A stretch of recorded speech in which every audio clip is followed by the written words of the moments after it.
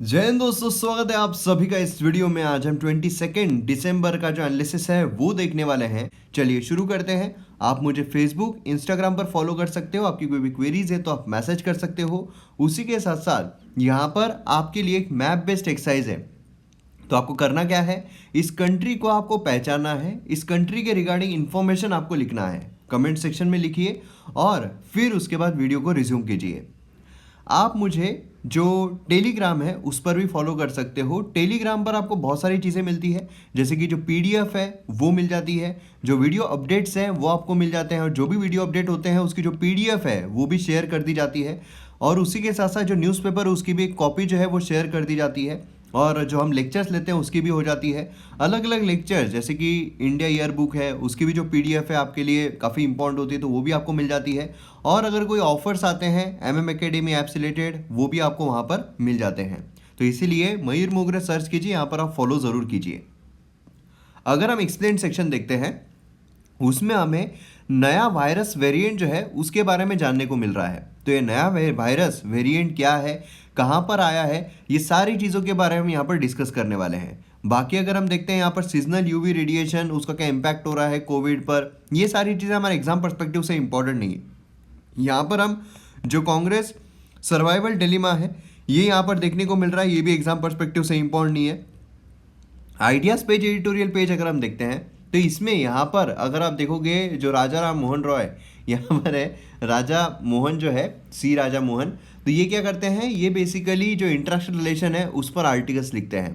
तो यहाँ पर अभी उन्होंने यूरोप से रिलेटेड, इंडिया और यूरोप से रिलेटेड यहाँ पर आर्टिकल्स लिखे हैं। उसमें चाइना जो है उसका भी जिक्र है, यूएसए जो है उसका भी जिक्र है। तो इसे हम शॉर्ट में समझने की कोशिश करेंगे। कुछ इन्होंने 3 पैरामीटर्स दिए हैं तो उसे हम यहाँ पर जानने की कोशिश करेंगे हमारे आर्टिकल में। बाकी यहाँ पर अगर हम देखते हैं तो फिर से एंटी कन्वर्जन जो है उसके बारे में बात की जा रही है। फिर यहाँ पर अगर हम देखते हैं तो एएमयू, यहाँ पर प्राइम मिनिस्टर की जो बोली है उसके बारे में बात किया जा रहा है। यहाँ पर new welfarism of India's right. Basically देखिए क्या हुआ है, अभी हाल ही में जो नेशनल फैमिली हेल्थ सर्वे है उसके द्वारा जो रिलीज़ किया गया है, जो कल उसके बारे में उन्होंने डिटेल में देखा था, उसके ही बारे में यहाँ पर हमें देखने को मिल रहा है। फिर अगर हम बात करते हैं द हिंदू की, तो देखिए क्या होता है कि मोस्टली जब न्यूज़पेपर एनालिसिस हम देखते हैं, ठीक है, किसी भी चैनल पर आप न्यूज़पेपर एनालिसिस देख रहे हो, इंपॉर्टेंट चीज़ क्या होती है, इंपॉर्टेंट चीज़ ये नहीं है कि कितने आर्टिकल्स कवर हो रहे हैं, इंपॉर्टेंट ये है कि क्या इंपॉर्टेंट आर्टिकल्स कवर हो रहे हैं। क्योंकि कई ऐसे चैनल्स मैंने देखे हैं जहाँ पर आर्टिकल्स बेमतलब के काफ़ी ज़्यादा कवर हो रहे हैं, लेकिन जो एग्जाम पर्सपेक्टिव से इंपॉर्टेंट है वही छोड़ा जा रहा है।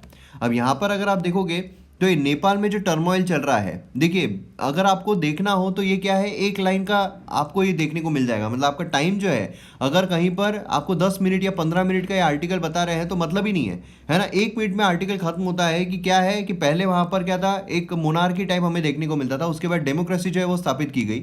लेकिन अब वहाँ पर हुआ क्या है, वहाँ पर फिर से प्रॉब्लमेटिक जो है वो सिचुएशन क्रिएट हो गई है, जहाँ पर जो पार्टी है उनके द्वारा पार्लियामेंट में मतलब इतनी मेजोरिटी रहने के बावजूद वहाँ पर बेसिकली हुआ क्या है, डिसॉल्व जो है पार्लियामेंट को वो किया गया है। तो इंपॉर्टेंट चीज़ हमारे एग्जाम पर्सपेक्टिव से क्या हो जाती है, सबसे पहली चीज़ तो ये निकल कर आती है कि वहाँ पर डेमोक्रेसी है, मतलब वहाँ पर हमें पार्लियामेंट देखने को मिल रहा है। दूसरा इंपॉर्टेंट पॉइंट ये निकल कर आता है ज्योग्राफी पर्सपेक्टिव से। देखिए GS2 जो है उस पर्सपेक्टिव से आपको सिर्फ इतना ही इंपॉर्टेंट है। GS1 पर्सपेक्टिव से, ज्योग्राफी पर्सपेक्टिव से सबसे ज़्यादा इंपॉर्टेंट चीज़ें निकल कर आती है कि जो नेपाल है वो हमारे मतलब कौन कौन से स्टेट्स के साथ बॉर्डर शेयर करता है। उसी के साथ साथ जो अपर, लोअर, मिडल और लोअर जो नेपाल है वो कहाँ पर ज़्यादा पॉपुलेशन हमें देखने को मिलती है ना। तीसरी चीज़ जो GS पेपर 3 के पर्सपेक्टिव से निकलती है वो ये है कि नेपाल में हमें जो ऑयल है वो हमने किया हुआ है ना। मतलब जो भी हमने इकोनॉमिक पर्सपेक्टिव से नेपाल के साथ जो भी हमने समझौते किए हैं वो यहाँ पर आ जाते हैं। तो इस तरीके से यही चीज़ें सिर्फ हमारे एग्जाम पर्सपेक्टिव से इंपॉर्टेंट है। बाकी फालतू की चीज़ें अगर आप पढ़ते रहोगे वहाँ पर क्या चल रहा है क्या नहीं चल रहा है, हमें नेपाल की PSC एग्जाम नहीं देनी है ना, हमें इंडिया की देनी है, ठीक है। तो इसलिए यहाँ पर ये बिल्कुल आप वेस्ट मत कीजिए। ये 3 चीज़ें इंपॉर्टेंट है यहाँ पर, ठीक है, जो मैंने आपको यहाँ पर बता दिया है। दूसरी चीज़ जो मैंने आपको ये चीज़ बताई है कि किस तरीके से अपर जो है वहाँ पर सबसे कम होता है। अगर आप लोअर पार्ट देखोगे तो वहाँ पर सबसे ज़्यादा हमें पॉपुलेशन जो है वो देखने को मिलती है, क्योंकि ऊपर साइड अगर आप देखोगे तो हिमालय है ना, वहाँ पर पहाड़ ये सब, नीचे साइड जो है वो प्लेन हमें देखने को मिलता है। इसीलिए अगर कल्चरली अगर हम देखते हैं तो इंडिया के साथ ज़्यादा कनेक्टेड है नेपाल, है ना। इसलिए अगर कितना भी कोशिश कर ले चाइना की तरफ जाने की, भैया आप जुड़े हुए हो हमारे साथ, इस तरीके की चीज़ हमें देखने को मिलती है। बाकी जो कॉन्फ्लिक्ट है वो तो चल ही रहा है, है ना। इंडिया और नेपाल का कॉन्फ्लिक्ट चल ही रहा है, तो जीएस पेपर 2 पर्सपेक्टिव से इंटरनेशनल रिलेशन अगर हम देखते हैं तो इसमें भी नेपाल के साथ हमारा रिलेशन क्या रहे हैं, एमएम एकेडमी ऐप पर इंटरनेशनल रिलेशन में वो कवर हो जाएगा। तो इसलिए फालतू के आप टाइम वेस्ट मत कीजिए। दूसरा यहाँ पर अगर हम देखते हैं टेम्परेरी ट्रैवल बैन हुआ है यूके का, तो यही जो यहाँ पर जीएस हमारा ये जो एक्सप्लेन सेक्शन है उसमें जो देखने को मिल रहा है, यही वो आर्टिकल है जो हम साथ में कवर करने वाले हैं। बाकी यहाँ पर तमिलनाडु पॉलिटिक्स जो है वो देखने को मिल रहा है। फालतू का टाइम वेस्ट मत कीजिए, फालतू के टाइम वेस्ट करके कोई मतलब नहीं है। मैं आपको फिर से बता रहा हूँ, यहाँ पर आप देखोगे ग्रेटनेस ऑफ रामानुजन, इनके बारे में भी थोड़ी बहुत इन्फॉर्मेशन आपको रहनी चाहिए कि उन्होंने क्या किया था, किस तरीके से काम किया था। और उसी के साथ साथ यहाँ पर अगर आप देखोगे लेसन्स फ्रॉम मुनाश, यहाँ पर बात की जा रही है नेशनल एजुकेशन पॉलिसी की। देखिए क्या होता है नेशनल एजुकेशन पॉलिसी में, क्या हो रहा है, क्या नहीं हो रहा है, क्या होना चाहिए, क्या नहीं होना चाहिए, ये जब पर्टिकुलरली आ जाता है उसके बाद सारी चीज़ें इंपॉर्टेंट रहती है ना। ये तो वही हो गया कि हमारे बजट में ये होना चाहिए, वो होना चाहिए, ये होना चाहिए, वो होना चाहिए, लेकिन एक्चुअल में बजट में हुआ क्या है वो इंपॉर्टेंट है ना। क्या होना चाहिए क्या नहीं होना चाहिए वो तो बाद में की बात है ना। तो इसलिए फालतू के टाइम वेस्ट मत कीजिए। ये जो है आपकी स्पेक्ट्रम ऑक्शन, अब स्पेक्ट्रम ऑक्शन किस तरीके से होता है, जो स्पेक्ट्रम है वो क्या होता है, ये सारी चीज़ें काफ़ी इंपॉर्टेंट होती है। ये वाला आर्टिकल जो है ये इंपॉर्टेंट है ना। तो इसलिए मैं आपको बोल रहा हूँ कि देखिए सारे आर्टिकल्स कवर करना इंपॉर्टेंट नहीं है। इंपॉर्टेंट आर्टिकल जो हमको एग्जाम में काम आए वो कवर करना इंपॉर्टेंट होता है। और इसीलिए उस पर्सपेक्टिव से, जैसा मैं हमेशा कहता हूँ कि स्टार्टिंग में एक वीडियो में लगाता हूँ कि ऑनलाइन इतना सारा मटेरियल अवेलेबल है कि आप कंफ्यूज हो जाते हो, है ना, कि क्या पढ़े कहाँ से पढ़े। लेकिन ये दो तरीके के हैं, एक जो आपको गोल गोल गोल गोल घुमाता रहता है और एक जो आपको गोल तक लेकर जाता है। तो गोल तक जो लेकर जा रहा है वो फॉलो करना आपके लिए ज़्यादा इंपॉर्टेंट हो जाता है। ठीक है, चलिए एक एक आर्टिकल एडिटोरियल यहाँ पर देखते हैं।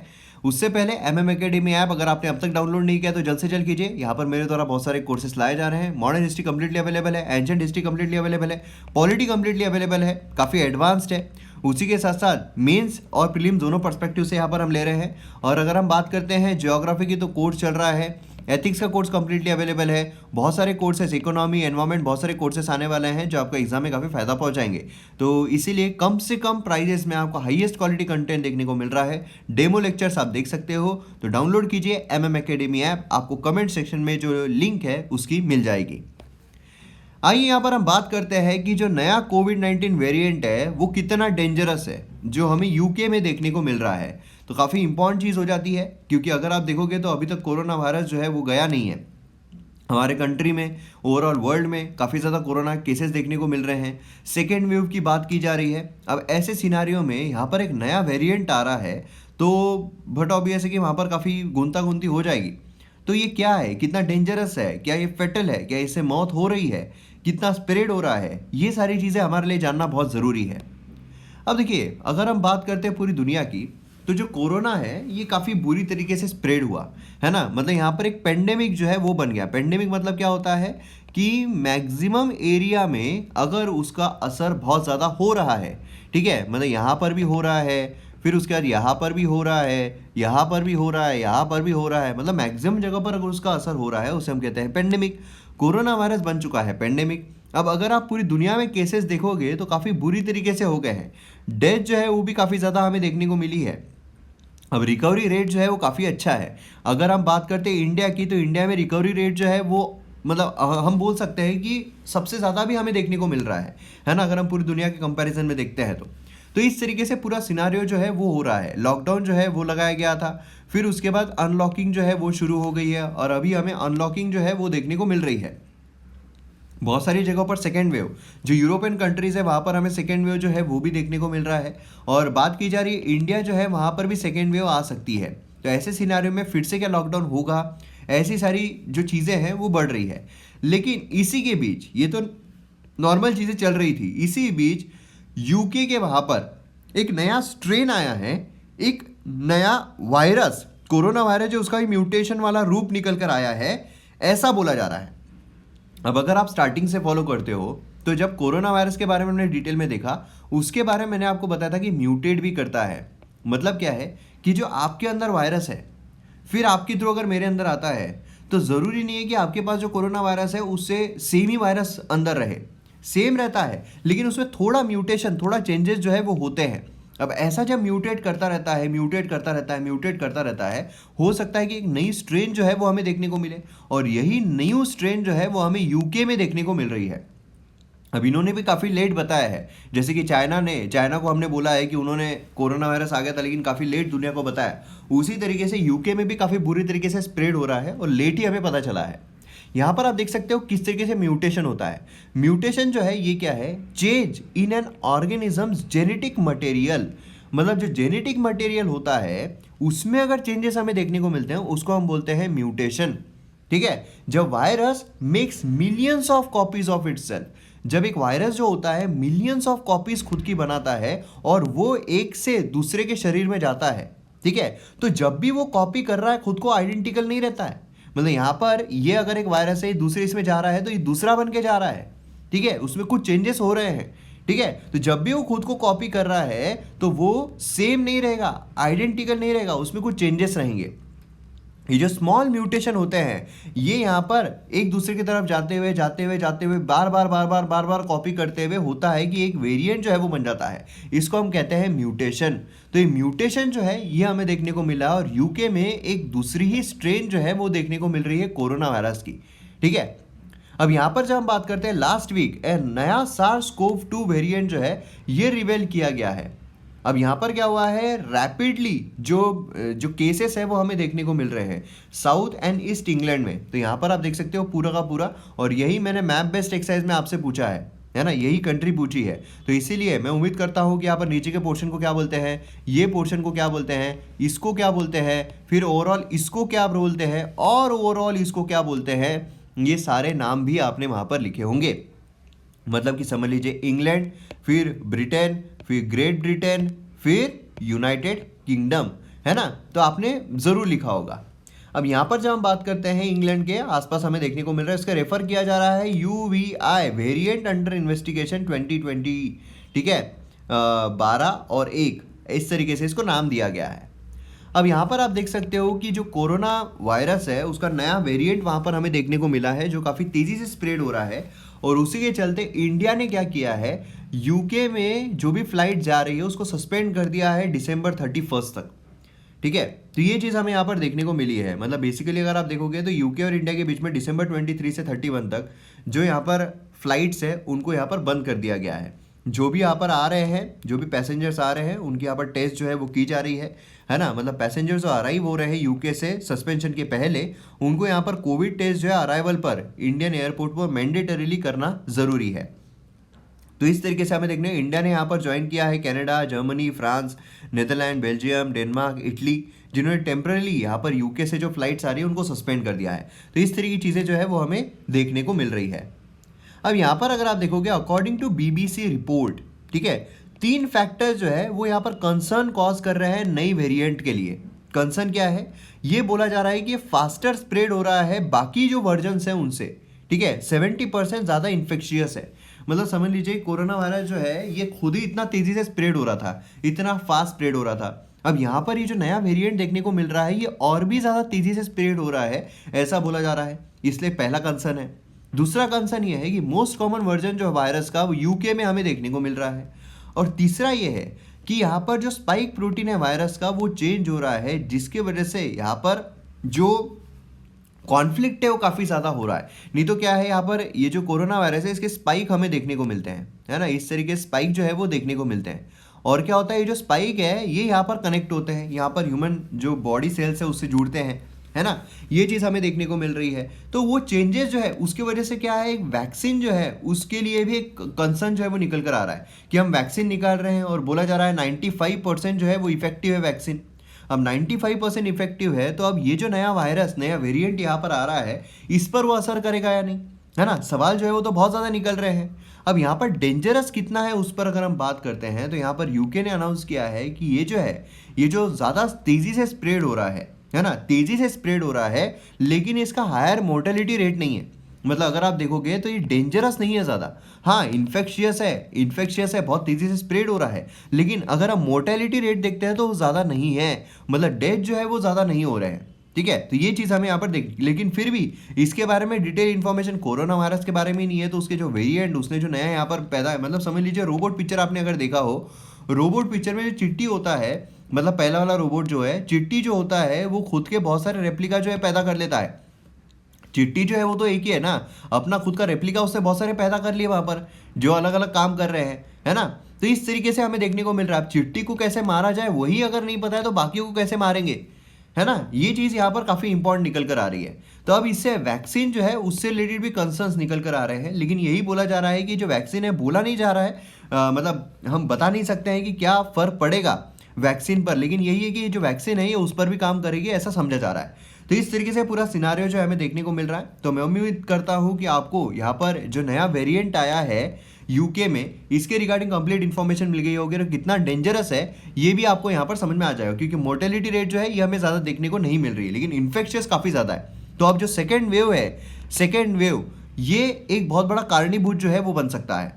तो इस तरीके से पूरा सिनारियो हमें देखने को मिल रहा है, जिसका इकोनॉमिक फैक्टर जो है वो भी काफ़ी बड़ा गहरा जो है वो निकल कर आ सकता है, क्योंकि एक बार लॉकडाउन लगाने के बाद फिर से शुरू करने में काफ़ी तकलीफ गई, फिर से अगर ऐसा कोई सिनारियो आता है तो फिर काफ़ी बुरी अवस्था जो है वो हो सकती है। तो यहाँ पर हमारा इसका पूरा एनालिसिस जो है वो खत्म होता है। नेक्स्ट यहाँ पर हम बात करेंगे जो स्पेक्ट्रम ऑक्शन राइट्स है उसके बारे में। देखिए क्या हुआ है, यूनियन कैबिनेट जो है उसने यहाँ पर क्लियर किया है much awaited auction radio spectrum का various bands commercial mobile service के लिए।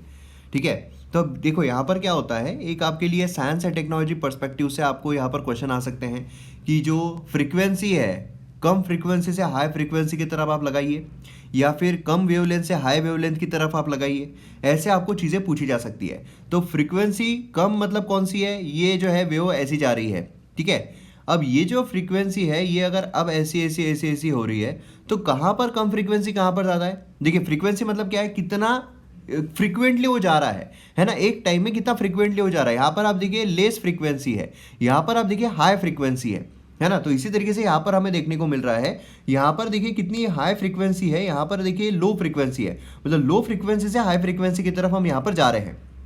अब दूसरी चीज़ यहाँ पर आप देख सकते हो radio, microwave, infrared, visible, ultraviolet, x ray and gamma. तो इस तरीके से यहाँ पर आपको देखने को मिलेगा, ठीक है। और उसी के साथ साथ यहाँ पर आप फ्रीक्वेंसी ओरिएंटेड भी देख सकते हो, यहाँ पर आप वेवलेंथ जो है उसके पर्सपेक्टिव से आप देख सकते हो, ठीक है। तो ये चीज़ यहाँ पर काफ़ी ज़्यादा इंपॉर्टेंट आती है, आपको ऐसा क्वेश्चन मोस्ट प्रोमिनेंटली पूछा जाता है। दूसरी चीज़ यहाँ पर जो निकल कर आ रही है, यहाँ पर वेवलेंथ जो है इस तरफ इंक्रीज हो रही है, ठीक है, इस तरफ वेवलेंथ जो है वो इंक्रीज हो रही है, इस तरफ फ्रीक्वेंसी जो है वो इंक्रीज हो रही है। मतलब यहाँ कम वेवलेंथ से लेकर तो हम ज़्यादा वेवलेंथ तक आ रहे हैं, यहाँ कम फ्रीक्वेंसी से लेकर हम ज़्यादा फ्रीक्वेंसी, यहाँ पर है वेवलेंथ, यहाँ पर है फ्रीक्वेंसी, ठीक है। इस तरीके से हम जा रहे हैं। तो ये चीज़ भी आपको पता रहना चाहिए, कहाँ पर रेडियो वेव जो है वो आती है, शॉर्ट वेव रेडियो, यहाँ पर हमें चीज़ें देखने को मिलती है, ठीक है। तो कौन से इसमें हमें यहाँ पर जो टेलीविज़न है, हमारा जो 4G नेटवर्क है, ये सारी चीज़ें देखने को मिल रही है। तो ये आपको एग्जाम में पूछा जा सकता है। अब देखिए जब हम इलेक्ट्रोमैग्नेटिक स्पेक्ट्रम की बात कर रहे हैं, क्योंकि क्या होता है कि जो हम फोन पे बात कर रहे हैं, जो भी चीज़ें हो रही है, एक स्पेक्ट्रम हमें खरीदना पड़ता है। आसान शब्दों में अगर बोला जाए, एक पट्टा हमें खरीदना पड़ता है कि ये पट्टे पर हम जो भी कॉल कर रहे हैं, मतलब समझ लीजिए वोडाफोन आइडिया ने ये पट्टा खरीद लिया, तो मतलब ये पट्टे पर जो भी फोन वोन वोडाफोन आइडिया वाले लगा रहे हैं, ये पट्टा उसमें इस्तेमाल हो रहा है। तो अगर हमारे पास कोई पट्टा ही नहीं रहा तो हम कैसे फ़ोन, मतलब हम कैसे फिर वो टेक्नोलॉजी इस्तेमाल कर पाएंगे, है ना।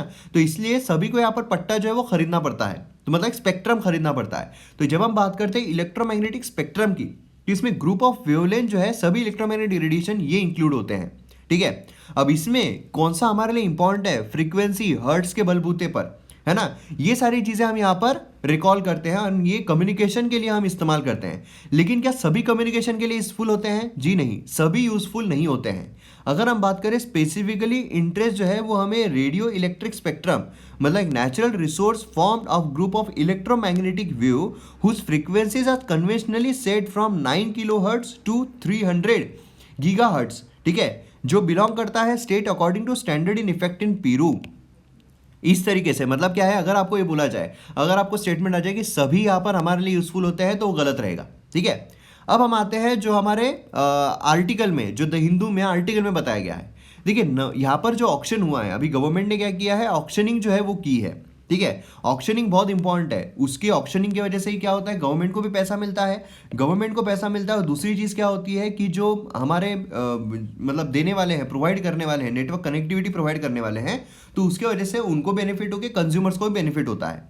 तो यहाँ पर अगर आप देखो कि गवर्नमेंट ऑक्शन करती है, ठीक है, नीलाम करती है, तो अब यहाँ पर जो स्पेक्ट्रम ऑक्शनिंग होती है उसको सक्सेसफुल बनाने के लिए कौन कौन से फैक्टर जो है वो यहाँ पर इंपॉर्टेंट होते हैं। पहला होता है रिजर्व प्राइस। पहला क्या होता है? रिजर्व प्राइस होता है। रिजर्व प्राइस मतलब क्या है? ऑक्शनिंग जहां से स्टार्ट हो रही है। एकदम आसान शब्दों में अगर बताया जाए, ऑक्शनिंग जहां से शुरू हो रही है। मतलब क्या? मतलब ये कि अभी समझ लीजिए कि कोई स्पेक्ट्रम है, उसका अगर हम ऑक्शनिंग रख रहे हैं 40 रुपए से, ठीक है, तो शुरुआत यहां से होगी 40 रुपए से। मतलब क्या है कि अगर कोई अपने जेब में 35 रुपए लेकर आया है, ठीक है, ऑक्शनिंग जब हो रही है तो बेचना तो पड़ेगा, है ना। ऑक्शनिंग अगर गवर्नमेंट कर रही है तो बेचना तो पड़ेगा, लेकिन गवर्नमेंट ने शुरू किया है 40 रुपए से और ये लोग जो है वो अपने जेब में 35 रुपए लेकर आए। मतलब क्या है, जब शुरुआती हुई है तो कोई बोल ही नहीं लगा रहा है कि मैं खरीदने के लिए तैयार हूं, मैं खरीदने के लिए तैयार हूं, मैं खरीदने के लिए तैयार हूं, ठीक है। तो मतलब क्या है, वो ऑक्शनिंग जो है वो नहीं हो सकती है। लेकिन अगर यहाँ पर 40 रुपए जो है वो ऑक्शनिंग शुरू हुई, फिर बोला किसी ने तो भी मैं 50 रुपए में खरीदूंगा, किसी ने बोला मैं 60 रुपए में खरीदूंगा, किसी ने बोला मैं 70 रुपए में खरीदूंगा। तो ऐसी बोलियां लगती जाती है, जिसने सबसे ज्यादा बोली लगा दी उसको दिया जाता है, ठीक है। तो फर्स्ट है रिजर्व प्राइस। अब यहाँ पर रिसर्च बोली जाती है कि जो रिजर्व प्राइस है वो काफी इंपॉर्टेंट रोल प्ले करता है। अगर हायर रिजर्व प्राइस है तो फिर यहाँ पर बीडर जो है उनको प्रॉब्लम क्रिएट करता है ना। लोअर अमाउंट ऑफ स्पेक्ट्रम जो है वो सोल्ड। मतलब क्या होता है कि अगर यहाँ पर 40 जो है वो रखा गया है, लेकिन अगर इन्होंने शुरुआती 100 से की तो यहाँ पर क्या होगा, कम बेचा जाएगा, कम स्पेक्ट्रम बेचा जाएगा, है ना। तो रिजर्व प्राइस जो है काफी इंपॉर्टेंट रोल प्ले करता है। तो मतलब क्या है कि अगर आपको अच्छा खासा बेचना है, अगर गवर्नमेंट को प्रॉफिट चाहिए, तो रिजर्व प्राइस जो है वो लोअर आप रखिए तो ज्यादा अच्छा रहेगा, और गवर्नमेंट ने की है, लोअर रखी है। सेकेंड अगर हम देखते हैं तो OTT जो है, ओवर द टॉप प्रोवाइडर जो है, उनको भी यहाँ पर प्रोवाइड किया जा रहा है, जैसे कि वॉइस ओवर इंटरनेट प्रोटोकॉल, ठीक है। तो अब इससे क्या होगा, इससे यहाँ पर कंज्यूमर जो है उनको यहाँ पर ग्रेटर चीज जो है वो मिल सकती है। तो यहाँ पर OVIP सब्सक्राइबर जो है ये भी यहाँ पर काफी इंपॉर्टेंट रोल प्ले करेंगे और पॉजिटिव इफेक्ट डालेगा बीट्स प्राइस विनिंग के लिए। थर्ड अगर हम देखते हैं तो यहाँ पर अनलाइसेंस स्पेक्ट्रम जो है, जो अनलाइसेंस्ड है, जिसके लाइसेंस नहीं है, वाईफाई, ठीक है, तो ये यहाँ पर बेचा जाना बहुत इंपॉर्टेंट है। इससे क्या होगा, सप्लीमेंट हो जाएगा, वाईफाई सप्लीमेंट प्रोवाइड किया जाएगा।